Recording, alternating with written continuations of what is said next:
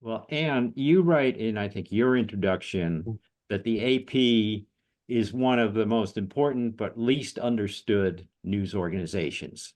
Uh, what do you mean by that? And in particular, what was so special about the Berlin Bureau? Just by way of a small footnote here, when I was researching my book about that period, Hitlerland, I was astounded to see that in the 30s there were about 50 U.S. correspondents in Berlin in the 30s. Of course, it was the big story of the day, but they were representing all sorts of news organizations, most of whom don't exist anymore. So what was it about the AP that was so special and about the Berlin Bureau? Yeah, well, AP in that era and through the Nazi era had about a half dozen foreign correspondents there all the time. And there were two other, United Press and International News Service were also American wire services there, and they had multiple people. Yeah, there were a lot of correspondents there. Nobody was as important as AP, and it's kind of hard to grasp now just how important it was, but there's no internet, there's no TV in the 30s or through the war. Um, Radio is in its infancy. And so in America, if where were you getting your news? You were getting it from your hometown newspaper. And odds are very good that your hometown newspaper was an AP subscriber. Even if it was like the New York Times had a correspondent there, they still subscribed to AP to get news from all over the world.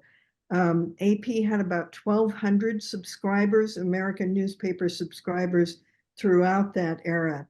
And just, to give you an idea of the impact, Randy was looking at, so what were the biggest circulation newspapers in that time, and Chicago Tribune was the biggest or one of the very biggest. They, reached 1 million subscribers a day.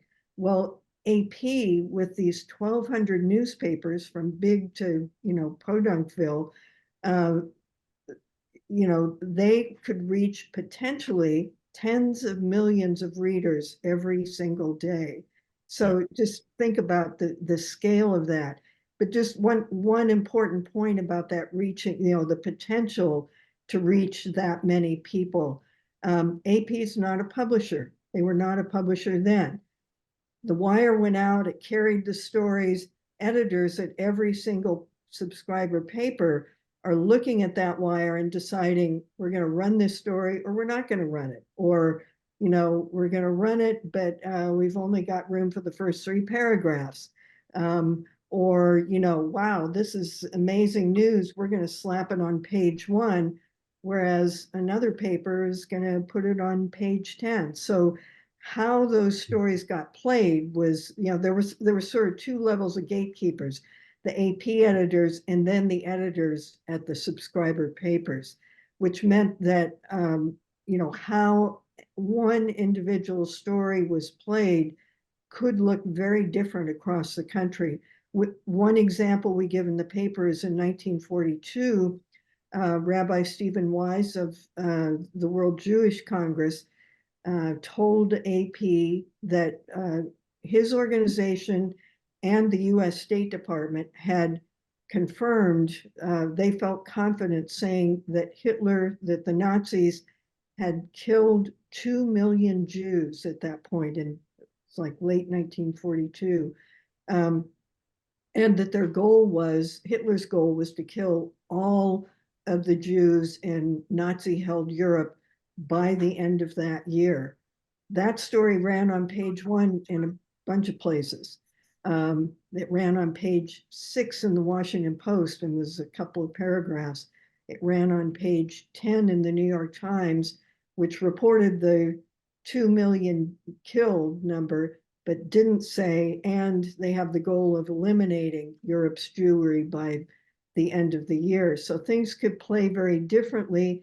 And much has been made of, well, if the New York Times was putting it that far into the paper, is that saying, we're not really sure that this is accurate, but we're going to run it? So, how things got played could influence how people saw the stories. Oh, yeah. I mean, that's true today, but as you say, with the AP sending out these reports, but then so many other people making decisions about the play they got, that the impact could be very, very different. Now, this was, AP was that big player. The biggest player in the AP Berlin Bureau was Louis Lochner, the bureau chief. And he is he won a Pulitzer in 1939 for his coverage of Germany, but he was also a very controversial character. Tell us about Lochner and what kind of a bureau did he run, and how did that influence the coverage? Yeah, Randy, well, okay. go ahead. Yeah, go ahead. Maybe Randy, you want to take a first shot at that? Okay. Lochner was, if there was any constant for foreign correspondence covering Berlin, it was Lochner. He was there from 1924 to 1941.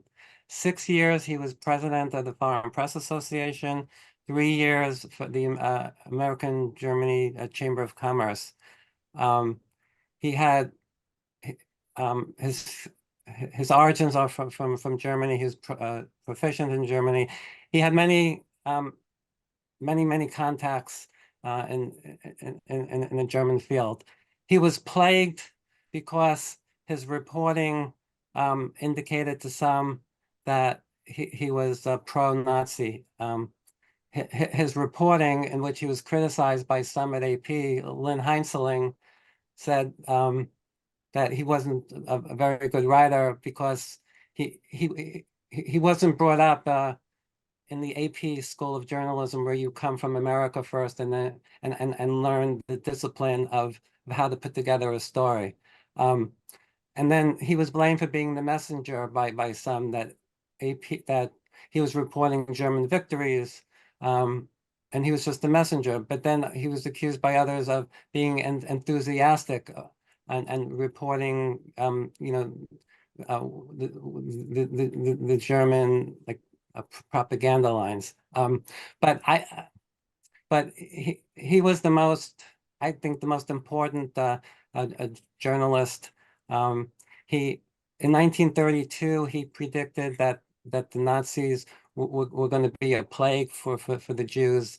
He vigorously and aggressively reported on all the anti-Semitic incidents during the whole time. He reported in 1939 about the liquidation of the Jews by Hitler. Even a sidebar story to that, he had, it mentions up top that Hitler was predicting the extermination of the Jews should there be a war. And then in 1941, before he left Germany, he reported on the wholesale deportations of 2 million Jews to Eastern Europe, where the Jews were taken in the middle of the night in these cold freight cars to an unknown destination. So I'm very proud of his and other of the AP correspondents. Jerry, if I can just mention Melton Whiteleather, who Jerry's son is here. He was very courageous in his reporting. He wrote a story about 2 million Nazi party members who were informing on their neighbors, and he wasn't afraid to write this. But unfortunately, it's believed that because of the stresses of the job that he and everyone else faced every day, that he may have come home with post traumatic stress syndrome. Yeah, So Lochner, go ahead. So Lochner had, go ahead. Lochner had to walk a tightrope with no net, because he also had to answer to the AP gatekeepers in New York, who didn't like that he was burying leads. So one of the fascinating aspects of Lochner was the self-censorship. So to get around reporting negative things on the Nazis, the way he did that was to bury it. I'm sorry, to bury it in the story.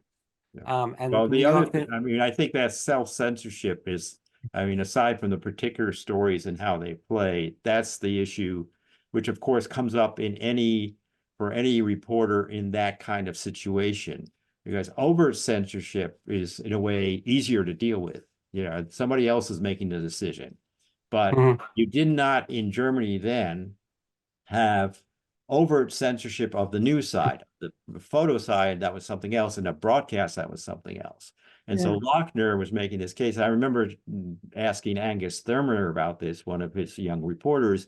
He said, you know, Lochner basically told us, go out and report these stories as best you can, but don't jeopardize the Bureau. Well, that's a tough balance. Anne, you wanted to jump in here? Yeah, so there's this famous Lochner line, it is more important that we stay in the field. And so that is how he justified the self-censorship. You know, everybody on the print side had to self-censor to some degree. You can look at some of the calls that Lochner made and say, well, come on, you know, you really pulled your punches there. But as Randy pointed out, you know, everything got reported, maybe not as robustly as it would have been, you know, had there not been censorship, but it's not like we didn't know about violence against Jews, that we didn't know about the ghettos, the concentration camps. You know, all of those stories were reported, and Lochner, you know, sometimes used language like I don't remember his exact sentence, but in his lead in Kristallnacht, you know, it's something like, you know, the greatest anti-Semitic action against Jews in modern times. You know, he was reaching for that kind of analytical language that would tell people this was really, really, really awful. So yeah, he was walking a tightrope. And you're absolutely right. Self-censorship is the worst. The Germans called it, for print, responsibility censorship. Yeah. You submitted your story, it got published, and you know, German diplomats were reading the newspapers in the US and elsewhere and reporting back to Berlin. So, you know, if they didn't like something that got in print, you could get called in or you could end up getting expelled. And it's very insidious. And you know, for photos, you had to submit them, you had to get this blue stamp that said, okay, you can send this out of the country. And for radio, William Shire had to hand in his scripts, and presumably they went through, this is very much like the Soviet Union, went through, edited, cut stuff out, and then said, this is what you're reading. So that's also insidious, but it's a lot clearer than responsibility censorship was. Well, it's interesting. The Soviet regime got rid of direct censorship of foreign correspondence in 1961. So all of us who came after had this, you know, there was a question, you could see some people debating, how far do I go and what can I do and what not? And as you say, it's insidious because you start thinking that way, you almost sometimes censor yourself more than maybe the censors would. But photos was a very different situation. But just getting back to one before I want a few words on photos, but before we do, just a reminder to people, feel free to toss in questions here. We'll get to them in a moment. The AP News Bureau did suffer a tangible repercussion on reporting stories in 1935. There was a ban government-wide on them issuing releases and interviews to AP because of some stories that AP published. So there were tangible repercussions that AP did incur in this.